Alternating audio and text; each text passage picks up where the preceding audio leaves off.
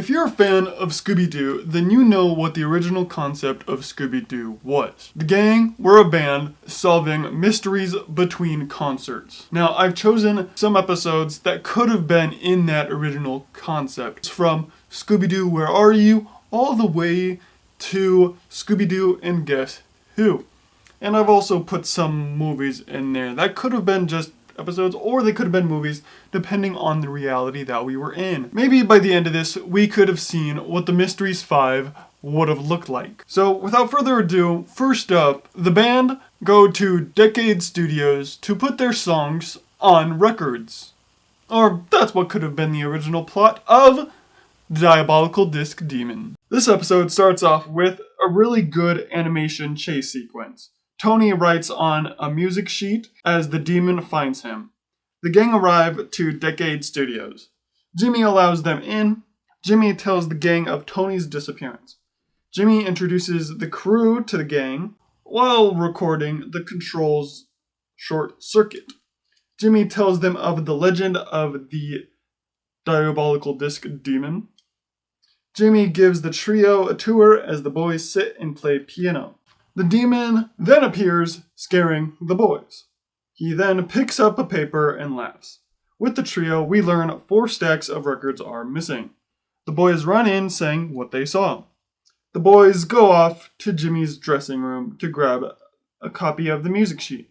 The demon is already in there and chases them around the studio. They run to everyone and tell them what they saw once again. Then it speaks over the intercom speaker. Everyone checks out offices while the boys go check out the cafeteria. They find a tape recorder in Ace's office, which is always locked. After a few milkshakes and food later, the boys think they see the demon and lock the door. The guard throws them out. They find records in the trash trying to get back inside. The others figure Tony's trying to tell them something. The boys fall back into the recording booth. They tell them of the records as the demon sneaks in and grabs the paper. Scooby lassos the paper out of his hands. Shaggy makes the paper into a paper airplane and it flies through the air. Scooby grabs the paper and he flies with it. Scooby crashes into VHS tapes while the demon follows and falls into them. Fright unmasks the demon to be Wamba explains his motive. Stealing records from his uncle's studio and selling them for his own personal profit. While everyone explains everything else. He was smuggling the records out in the garbage cans to find the tape deck in his office. To throw us off the track. To make us think he was being framed. The notes in the first 3 bars spell out Ace Decade. They go back to the locked room to let out Tony. My thoughts on this episode. It's very rare that the gang never interact with the monster at all. So it's really weird to see an episode like that so early on. In the first 2 seasons, I believe, the trio always see the monster. So it's just really weird to not have them interact or see the monster at all in an episode. It's just the boys seeing it. It kind of reminds me of Legend of the Vampire, where throughout the whole movie, I believe, they never see the Yowie or the other vampires until the very end of the movie. Only other thing I probably have is that there are some parts where the animation was super clean.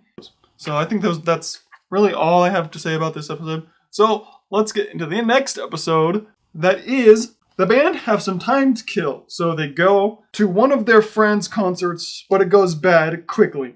Or that's what could have been the plot of Mamba Wamba and the Voodoo Hoodoo. This episode starts off with the gang watching a concert. They were given the special guest treatment by Alex, a band member. They introduce their song, Mamba Wamba. They start singing, or it's more like a chant. And then the Mamba Wamba appears, cursing the band. Then he vanishes along with Lila. The gang go backstage to see what's happening. Roger warned them not to play, and Lila also wrote a note not to play it. Velma finds a voodoo doll of Lila. They go to Mason Debris a plantation location where Alex heard the chant originally. Velma thinks they should say the chant again for him to appear. Roger just wants to make a deal and get Lila back. They arrive and go inside. They set up to play the chant. As Shaggy is moving stuff, the zombie shows up. They run back to the others to tell them about the zombie. With the instruments destroyed, they can no longer perform the ritual, so they split up to find clues. At the stairs, Mamba Wamba throws a Roger doll at Scooby and Shaggy. They run back to the others with the doll, and Roger splits. They go get him back, but find his hat. They split up to find Lila. Daphne and Alex get trapped between Mamba Wamba and the zombie. After Daphne fakes out Mamba Wamba, she turns back to see Alex's doll. Daphne shows the duo Alex's doll. With Duo, they find the zombie. Shaggy has him dress up. Velma and Fred trap the boys, thinking it's the Mamba Wamba. In a room, they spot Ray and Derek dolls. They return to the cellar. The trio find a hollow wall and go down the tunnel. The boys somehow fly to the ritual spot. Mamba Wamba gives Alex a choice to sign a paper to never say the chant again. The boys try to leave, but fall, getting the attention of Mamba Wamba. They get close enough for the frog to steal the piece of paper and bounce off. The duo and the trio of bads run after the frog. They'll run into a hut with the duo coming out with the paper. The good trio come out of a hole and the boys join them. Shaggy shows them the paper and they set a trap. One trap explanation later, they get the attention of Mamba Wamba and his crew. The trap goes as planned. Sometime later, Fred unmasks Mamba Wamba to be Roger! Oh, wow! And Lila was in on the whole scheme. The trio explain everything. Alex, when you and the group cut the demo record of Mamba Wamba, everyone realized it would be a big hit worth millions. That's when Lila and Roger came up with the Voodoo scheme to scare the group into signing away all the rights to the money. What you signed for Mamba Wamba was actually a legal release form, with this fake parchment glued above your signatures. And back inside, the frog eats all the gumbo, and they decide to have a pizza party. And that's where the episode ends. My thoughts on this episode. Alex really brought this upon himself for one, ignoring Roger's warnings, and also ignoring Lila's note before performing. He also signed away on the piece of paper.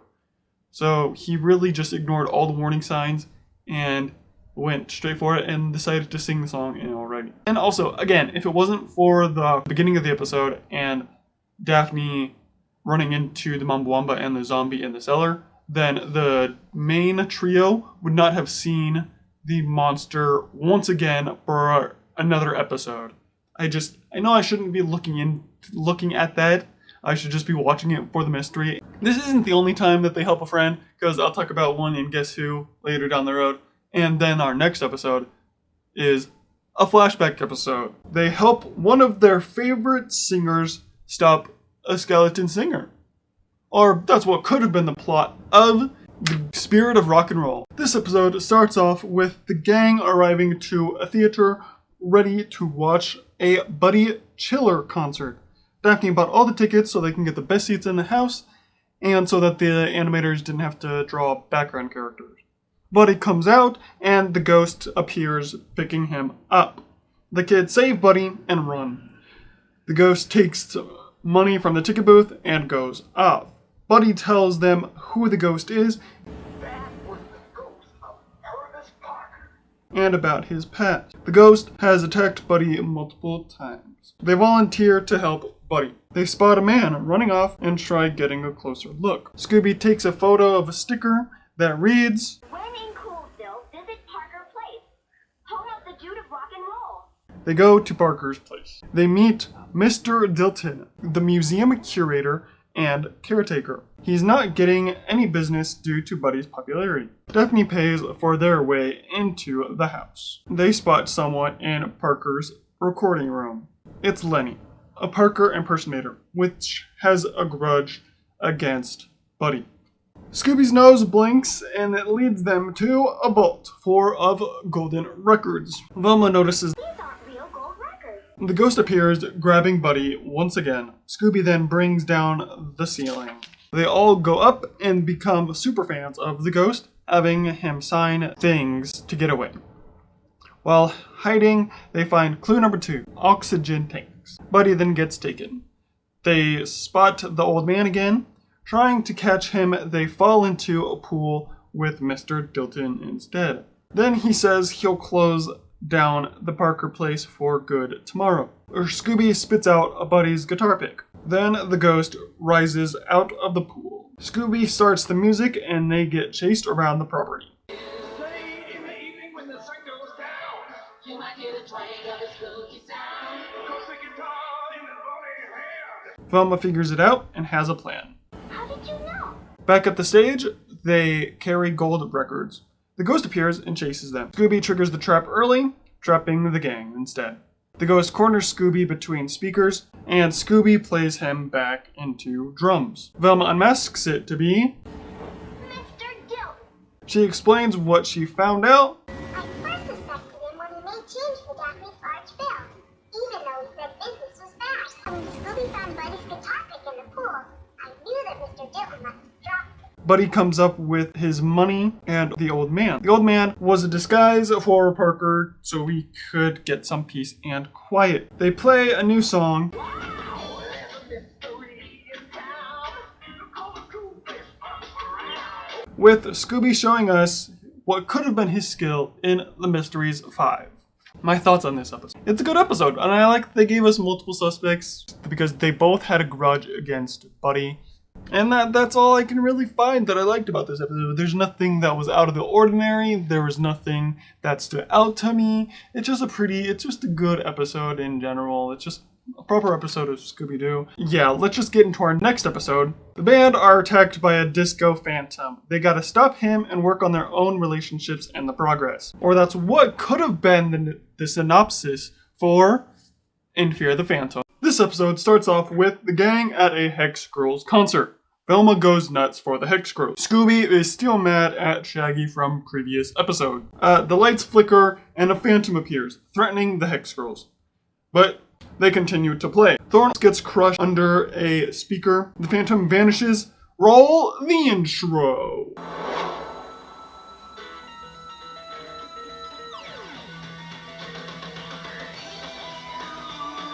After the intro, Daniel, the songwriter, wants to cancel the tour. To solve this mystery, the show must go on. Daphne becomes Thorn's clone for the phantom bait.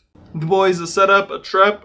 That night, the bait is set and Daphne performs. The phantom appears. The cages fall on Dusk and Luna, and Daphne is taken by the phantom. The next morning, Fred is confused. Shaggy messes up by suggesting We're gonna have to find new best friends, right? Fred spots his ropes were sabotaged. Fred says, I wish I didn't care about her. as she hangs behind him and falls. Mayor Jones moves the next concert to a stadium. Daphne joins the group and is furious at Fred. Scooby found his new friend. Daphne gets a makeover. Daphne pushes Fred away.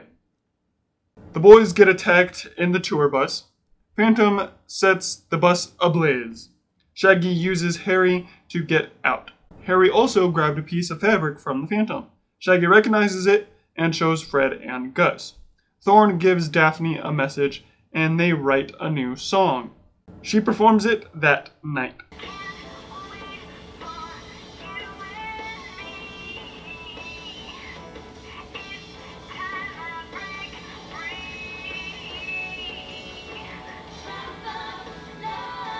She puts on her hood and sits back down. Phantom drops, grabs Harry, and triggers the trap. Fred pulls off the mask to be Daniel possessed. Or like, should we call you Fancy Pants? the boys explain. The Phantom had to be someone close to the Hex Girls to access the stage. And the Hex Girls' equipment. And their buff. He tried writing bad songs for them, but they made everything hit. He then became the Phantom to ruin them that way. Relationships get fixed and the episode ends. My thoughts on this episode. This is exactly what I'm talking about. The original concept of Scooby-Doo is them as a band. The first episode I talked about was the band going to a record studio. Now this, we get to see Daphne in full-fledged vocalist. And then this is what she could have been doing in the original show, in the original concept. This is what I'm talking about. Replace the Hex Girls with the gang, and you get the Mysteries 5. In the last episode, we got Scooby playing guitar, and then in this episode, we got Daphne as a vocalist. And in the next episode I'll talk about, Shaggy also plays guitar. So, yeah, without further ado, let's get into that next episode. The band have to stop ghost zombies from mind controlling the town, with magic guitar playing and some friends. Now, swap out the band with the gang, and that's literally what happens in Dance of the Undead. This episode starts off with a recap of past episodes. Then it goes to a news broadcast with Chrissy and the manager of the Ska-tastics. Ian, they then get taken. Scooby and Shaggy scatter after seeing it on TV. Roll the intro.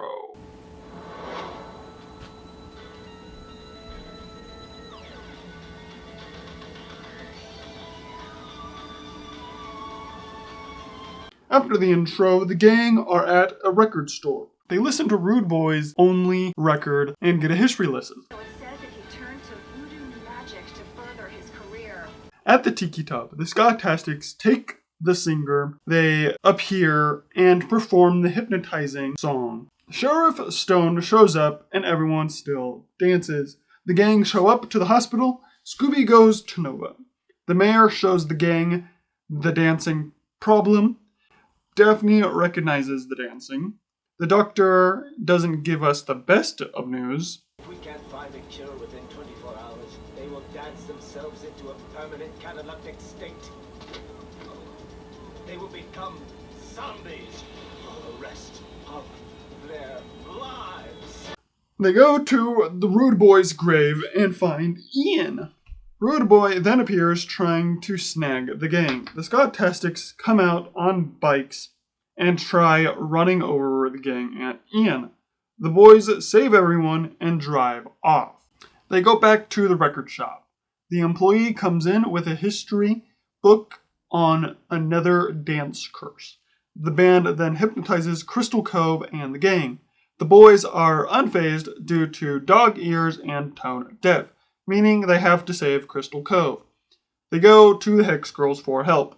Some meta commentary about their designs. Some of our fans prefer our classic costumes, and The Chic is rich. Super rich. They come back with war paint and have a band battle. Hex Girls versus the Ska-tastics. The crowd goes in and out of dancing. The Hex Girls lose. Then the boys help out. With a big Scooby head, they cure the town and defeat Rude Boy and the Ska-tastics. Fred removes the mask to be Rude Boy?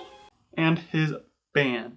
They give us his story, then Velma basically just recaps it. So in the end, desperate for success, Rude Boy and the Ska-tastics unleashed a dancing plague on the world, using an inharmonic chord with special frequencies designed to induce post-hypnotic suggestion. They find the reporter and the Tiki singer. At Shaggy's place, the Hex Girls look at the planispheric disc and see a music score. They hum that tune, and the disc rotates, giving coordinates. They go off and see Skipper wearing the next key. Scooby is with Nova. She dies. But then she shoots back up, saying, Nibiru is coming. My thoughts on this episode. So this is another great example of the what could have been Mysteries 5, because the Ska-tastics could have been an antagonist for like an episode. And maybe they could have done other genres too. Maybe they could have done rock monster. Maybe they could have done a country, like a cowboy monster. Like there could have been so many like opportunities. They could have filled it in like with other stuff, but then they could have just done band monsters, and that might have got repetitive, so that's why they would fill it out. The skill that we see Shaggy do in this episode, where because he finally joins our band playing guitar with Daphne as the singer and Scooby as another guitar player. And so this one wasn't really about the members being seen as a band. It was more of the plot being that a bad band, they could have done like a band war. The Hex Girls got a little nod to the fans, and I kind of liked that. Like, the fans liked our old design, so I like that. Let's go on to our next recap. Ronnie, aka Fred, and Kelly, Daphne, join a talent show to grow their Mysteries 5 brand, but a green-faced phantom attacks the show multiple different times. Or that's what could have been the plot of Scooby-Doo Stage Fright. This movie starts off with talent star setting up. A clean freak named Dewey is in charge and is crazy about cleaning. The phantom looms. The star drops, the phantom laughs, then steals the clipboard. With the gang, we see Shaggy driving the van as Fred and Daphne practice in the back. Fred plays something he wrote, and Daphne slips up. Velma mentions the soap Diamond, and everyone's not amused. Scooby is driving suddenly and swerving through traffic. Roll the intro!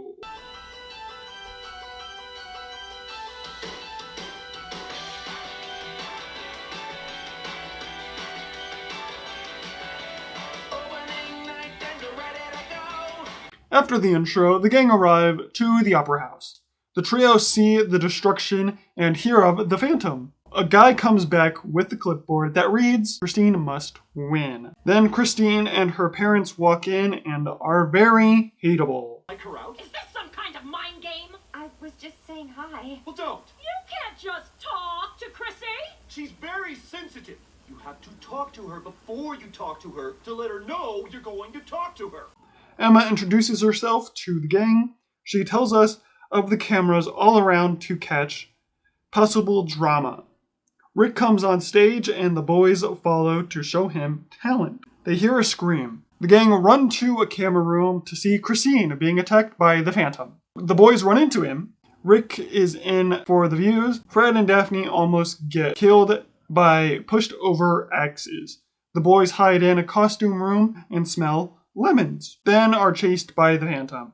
Phantom then just vanishes on camera. Scooby gets kicked out.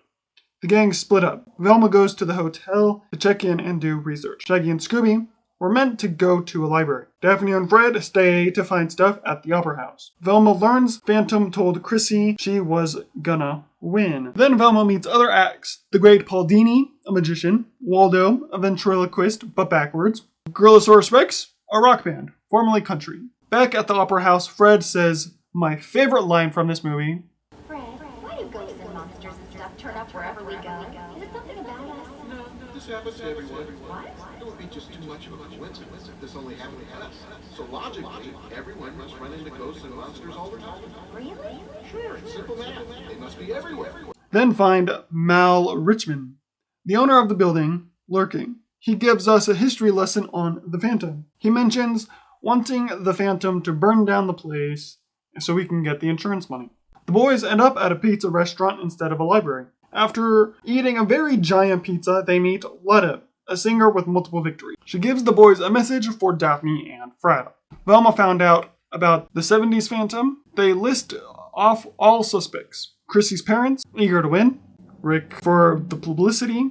Malurchman, insurance money. Dewey, just creepy, and Lotta, just creepy. Daphne confesses her love for Fred to Velma that night, and Velma's not surprised. She wrote a song about her feelings. The Phantom goes into Lotta's room and swaps out her throat spray. The boys go for food and bump into the Phantom. They run into the dining area and almost die a few times. Then go outside where Fred drops a net onto the Phantom. It then vanishes. Boys don't smell lemons. At the dress rehearsal, Chrissy performs a weird song and assaulting the cameraman. Emma performs as her parents explain their issues. Without that prize money, the bank's going to take our farm. It's been in our family for 5 generations. Mike's grandparents are buried there. Lotta performs and can't sing. The duo perform as the boys see the Phantom. It was only Rick and He gets randomly paranoid when they think he's the Phantom. Waldo performs and is set on fire, echoing, Christine must win. Gorlosaurus Rex instruments break, and the Phantom says again, Christine must win. And then in the camera, we learn that the Phantom is everywhere. Fred and Daphne will be bait for the Phantom trap. Hours pass and nothing. The Phantom is in the closet, but then not.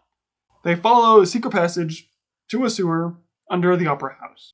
They hear an organ and follow. They meet the innocent 70s Phantom. He unmasks himself to be good looking, and his name is Steve.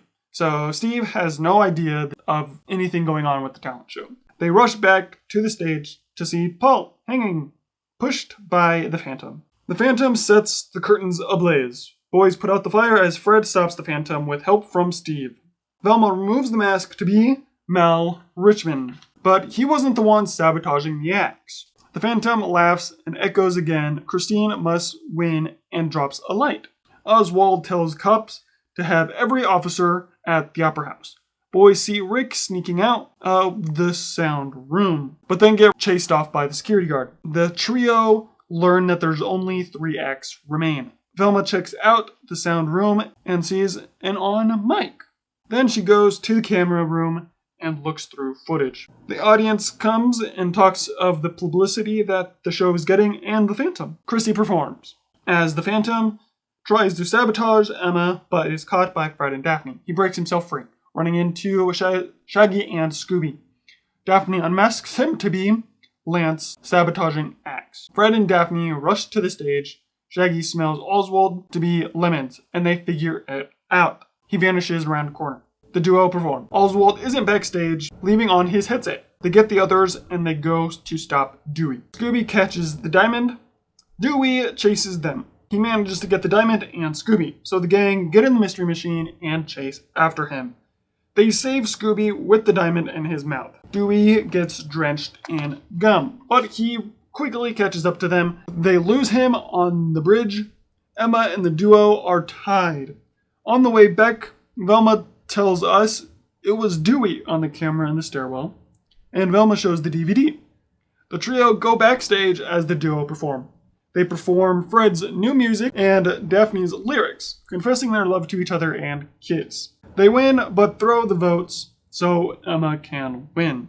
After the winner is announced, Velma shows the crowd Rick was also a Phantom for publicity. Steve gets on stage, is a great announcer, and then Scooby-Doo wraps up the movie.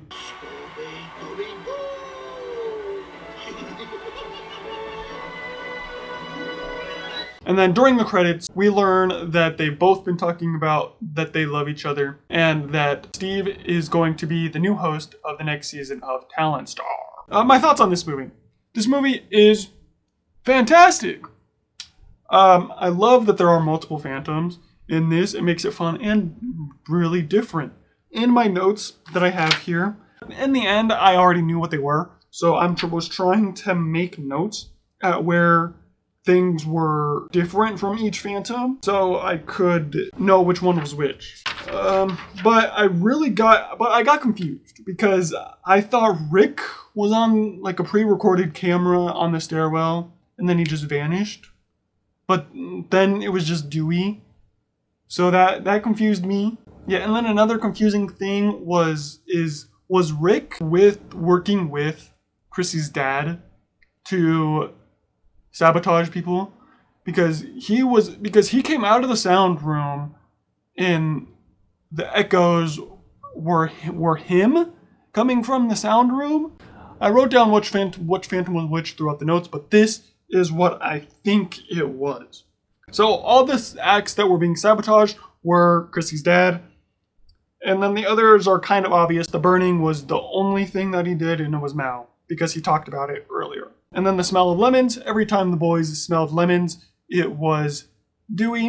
And the only ones that were on camera was Rick, so he could get the publicity of it. With all the confusingness aside, I like that they give up the win to have Emma win so that she can keep her family farm.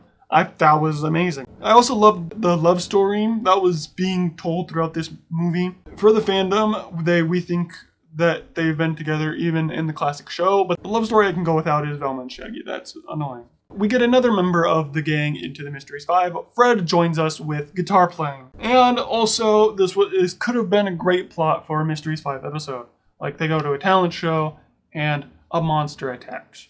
Like, it could have been like an America's Got Talent type of thing. I mean, I guess talent shows weren't really a thing back then, but later iterations, they could have done it. Anyway, next in our Mysteries 5 watch party, the band have to stop a ghostly performer from ruining their venue. Again, swap out the band for the mystery gang, and you get the plot of Screma Donna. This episode starts off with the band doing a sound check that goes bad quickly. As sound guy leaves, then our ghost appears. She comes at the camera right into our intro.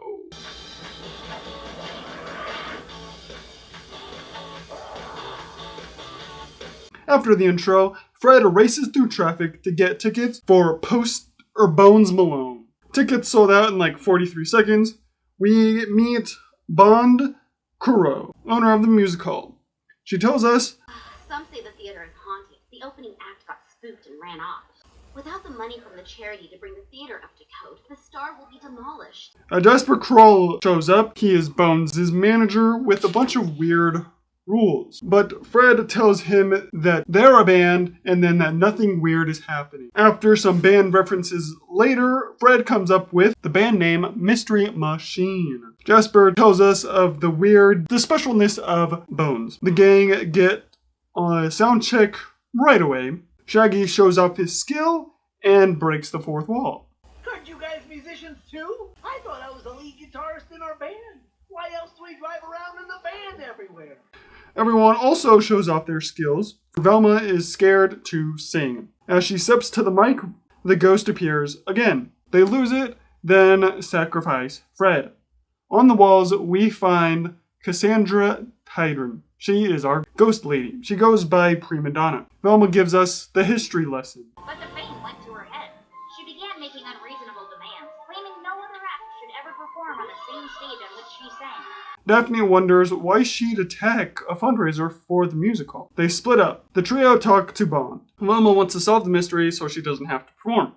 The boys go to Bones' dressing room as Panther Control and eat all the food, finding an actual panther in the process. Bones actually doesn't need all those weird rules and shows us his voice modulator device. At Bones' dress rehearsal, Bones tells off Jasper. The prima donna attacks as Bones plays the chase music. Be yourself. You got big shoes to fill. I gotta be myself. That night, the crowd shows up. Avoiding the beanbag, Fred knocks out a suspicious paper. It's a contract between Bond and Bones for new management. The gang come out on stage, fully set up for performance. Prima Donna appears attacking Velma. The boys try dropping bags. Fred then rolls the bass drum, trapping the ghost. The crowd cheers. Fred removes the mask to be Velma then sings his motives and actions.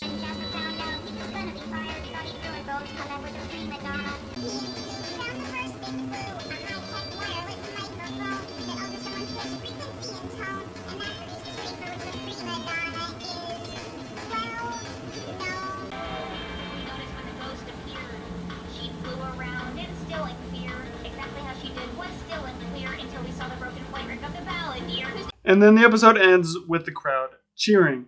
My thoughts on this episode. It's a great possible plot for what could have been. Like, this could have been like their first episode. Like, oh, I don't know about this whole thing. I don't want to perform. But then at the end of the episode, when she sings the performance, that's what gives her motivation to do it for the rest of the show. And then at the end of every episode, she could have sung what the person did, either that day or the mystery they solved going to that venue. Also, speaking of Velma singing, she joins our band. So now that we all have all 5 members of the band doing something, we can officially open a band theme park. But sadly, when opening up a theme park, it comes with a witch lady. And then you have to go on this crazy adventure. If you don't know what I'm talking about the movie Kiss Rock and Roll Mystery. This movie starts off with a Jay and Silent Bob characters fixing a roller coaster camera. But then a witch scares them onto the coaster. She says, the boys run to the boss's office to tell him of the witch. He calls the secretary, I'm guessing, and asks for the hottest mystery solvers in the world. Cut to the mystery gang dressed as Kiss. They all die listening to Ascot 5. They arrive as everyone runs out. They talk to Delilah, the chief of security. Daphne tells us they weren't the ones called. She also tells us, But when I heard Kiss was throwing a special Halloween concert, I just had to come. They get told off by Delilah. They sneak in and listen to Delilah and Manny. Trio go to Manny, the supervisor's office, as the boys play a carnival game. Manny talks to Kiss's manager who wants the park to close. Demon then scares the boys. Kiss then appears. Roll the intro.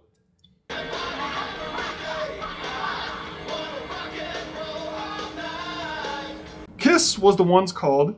Catman says, Every band needs a hobby. which could have been Mystery's 5 excuse.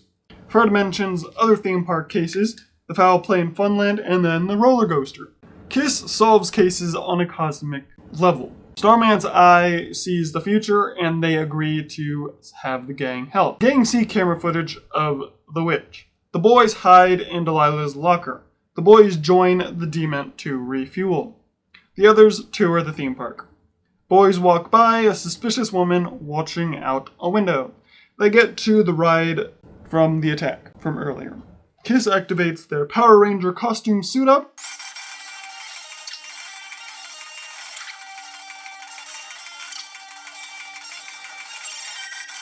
That was just a dress rehearsal. The gang meet Shandy, Kiss's head tech. The boys go to the Rockin' Flume. They stumble upon the witch. They start the ride and are sung and chased with Shout It Out Loud.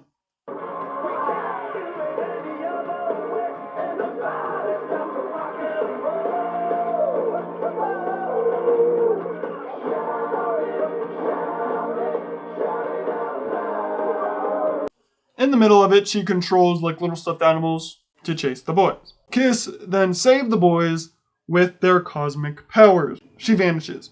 Boys are now in the hospital. Chip introduces himself and gives Daphne smelling salt. The salt doesn't work, and so they use a churro. Then tell them what they saw and smelled. The woman, Kira, burst in telling Kiss to kick out the gang. Velma and Space Ace go talk to her. Fred, Daphne, and Starchild go back to the drum ride. Catman stays to keep an eye on Scooby and Shaggy as Demon vanishes. Fred gets residue from Witch's Mist.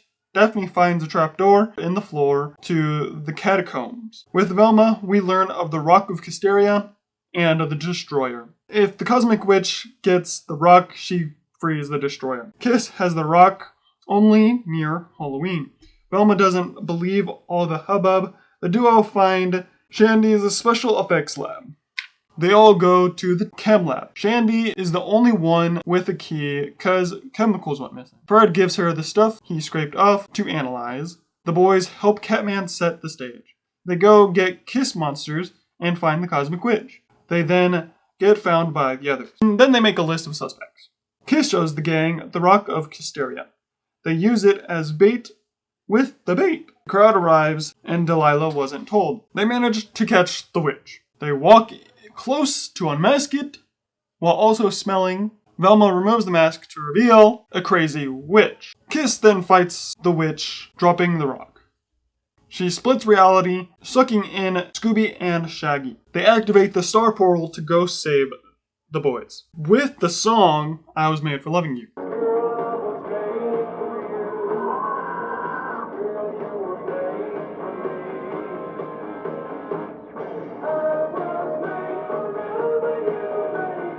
She gets the rock and vanishes in a portal. They get to Kysteria. Velma still thinks it's at the theme park. Velma convinces them to work together.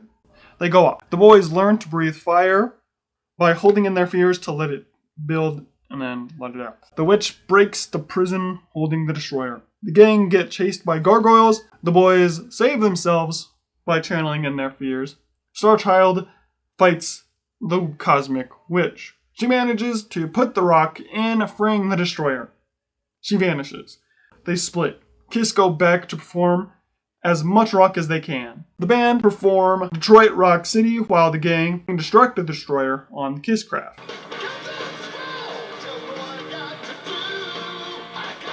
Kiss spirits of rock and roll fight and destroy the Destroyer. The gang come through the star all knocked out. They all wake up in the hospital. Fred tells us of the residue as Daphne tells us what it does. Just got a report on the residue. It seems our Crimson Witch is more of a chemical witch. Her witch haze is really a gas that messes with your senses and creates illusion. It was all fake, basically. They find where the witch hid it. They play Keep Away. Catman removes gas dispensers from the cape. Spaceman removes magnetic belt used for flying from Quest Labs. Her cape catches on some damage. Daphne tells us Kiss was on witch watch while all passed out. Velma removes the mask to be Delilah Domino, the head of security. Gang explain everything. When Delilah mentioned that she worked for a government defense company, we did some research. Turns out they specialized in lasers. Lasers that use black diamond. She was hoping to steal it from here and sell it to a competing defense company. She was also the one stealing your chemicals, so she could make her witch gas. As head of security, she would have had another key card to your lab. And while everyone was watching the concert, she hid the diamond here, in her locker. Velma still thinks nothing awesome happens. The boys see Kiss, still very cosmic. The credits roll mentioning Delilah, which probably was the reason why Delilah was the witch. Now, my thoughts on this. The movie is crazy. It takes 10 minutes to get into the intro. In Scooby-Doo, because the toys from Toy Scary Boo were robots, or like little pieces to make them move. So when I watched this for the first time, I only thought it was the technician because I thought everything would be like robots that she could control. I know that's like another episode or movie. But then as soon as Fred said we finally got the results on what this substance is, I was like, oh yeah, it can't be the freaking tech girl, because why would she out herself? But that was just the boys drugged up. Also, it's not a freaking Halloween movie. That's why I didn't include it in my Halloween movies of Scooby-Doo. It's as much of a Halloween movie as Die Hard is a Christmas movie. Just because it happens on that holiday doesn't make it that holiday's movie. If they don't go trick-or-treating or put on costumes, this isn't a Halloween movie. Yes, they did have costumes at the beginning of the movie, but it's still not anything. Anyway, I like that they gave us multiple suspects and somewhat good motives, besides just being creepy. I also like that the case names are episode titles, like the Foul Play in Funland case and then the Roller Coaster. So now you can watch every show and just think that those are case names. And also, Quest being canon in this just because they had a little cameo in Mystery Incorporated. That's pretty cool. They wouldn't have this as an episode early on in the Mysteries 5 franchise. They would have waited till later down the road. They could have had a theme park, but just not as crazy as this movie. Anyway, on to our next episode. The band help out some friends once again, this time from a haunted guitar. Or that's what could have been the plot of I Put a Hex on You. This episode starts off with a delivery man delivering a package to the Hex Girls. Now, instantly roll the intro.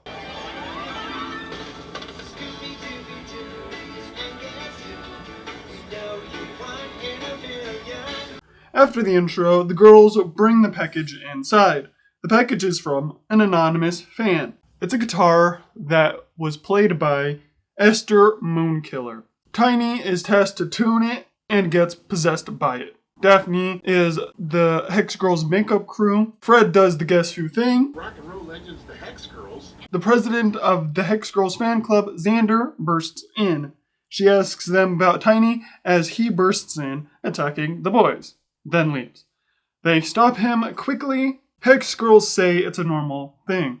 While performing, Thorn gets possessed by the guitar, and Luna also does when she saves Thorn. Shaggy shrinks everyone but Thorn and Luna, but somehow still gets them.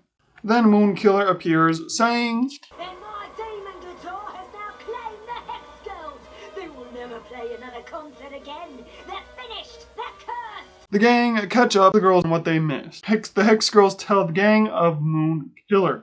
She cursed the guitar before she passed, saying, Anyone who wielded it would have their souls destroyed. they want to do a makeup concert for the fans. The lawyer comes in, advertising they don't, and a replacement band, the Jinx Girls. Thorn gets a feeling and cries due to the curse, and Luna changes her outfit due to the curse. Dusk runs off, worried she's next.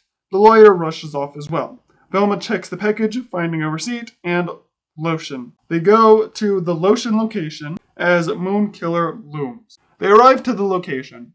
Velma finds a mixing board. Thorn finds a sacred passage. They find a setup of a Hex Girls fan. They find a photo of when there was 4 members. Velma finds another passageway. Moonkiller follows, starting our doorway chase scene through sewer pipes. They climb out of the sewer and are backstage. Scooby and Shaggy stall the crowd as Velma finishes the device. They don't stall them for long, so the Hex Girls have to perform. The crowd boos. Velma finishes the device and returns the girls to Hex Girls again. They sing a changed I Put a Hex on You. I put a curse on you. A curse on now. A curse on you. As Moonkiller arrives chasing the gang. Moonkiller runs off because of the crowd just being there. Fred squishes Moonkiller. Velma unmasks Moonkiller to be Xander? Xander? The president of our fan club? Xander? Velma explains everything. You see, before they were the Hex Girls, Xander used to be in a band with Thorn, Luna, and Dusk. But her fear of performing in front of crowds made her break out in hives, and she was forced to quit the band. Xander became increasingly jealous. She vowed to break up the Hex Girls and destroy the band forever. She gave them the guitar, which wasn't really cursed. It actually held a small sound wave emitter that played frequencies that affect brainwaves. And she says the thing. And they would have gotten away with it too if it weren't for you meddling kids and the Hex Girls. The episode ends. My thoughts on this episode. It was too freaking easy to tell who Moonkiller was. Like, they literally show us an image of when there was 4 of them and then give us a good reason to attack the Hex Girls. Like, oh, there was 4 of us. Now that there's only 3 of us, she's gonna hate us because we popped off after she was out of the band. Like, of course she's going to attack and be the monster. Now, they did give us the lawyer a possible good reason was he was trying to get the new Jinx Girls or Jinx Gals more time in the spotlight, but those were the only 2 suspects, and then they show us the literally good motive for Xander to be Moonkiller. So, yeah, and then there's a lot of other episodes and movies, too, that give us literally the answer after meeting the person. Like, in the Urkel episode, everyone hates Urkel. And then the one person that likes Urkel, or that appears to like Urkel, is the cyber thing controlling Urkelbot. And then, in the Axl Rose episode, every person that is taken by the mud people at the beginning of the episode, like the waitress and then a couple other people, I don't remember, it's been like forever since I've watched the episode, they are the mud people. And then in Return to Zombie Island, the 3 people we meet before we go more into the island are trying to tell them to go away, never appear ever again until the very end of the movie. And you're telling me that's supposed to be a fucking mystery? There's probably a lot more, but those are just the ones I wanted to mention because those are the ones I remember. And I also really don't have much more to say about this episode. It's an okay episode. The gang just helped backstage and could have been a good plot for an episode where they get a cursed guitar and members of the gang start getting cursed besides Velma or whatever her name was in the original show. And then she cures them while also dealing with a person that put a curse on it. While I was getting the footage for this, the next episode rolled into it, and then the gang were singing in it. So then I'm like, frick, I have one more episode to talk about. And it literally shows the Mysteries 5 talent. I was like, I have to talk about it, or people are going to say, hey, they sing in this episode and you didn't talk about it. So, while solving a werewolf mystery during a reunion with Christian Slater, the band sing their way through the episode in the high school Wolfman's musical Lament, possibly the longest episode title in this video. This episode starts off with the gang driving down Broadway. Then they sing about Broadway with past villains from the series. As they get to the end of the song, a Wolfman jumps onto the van. They lose it by driving into the water. Roll the intro.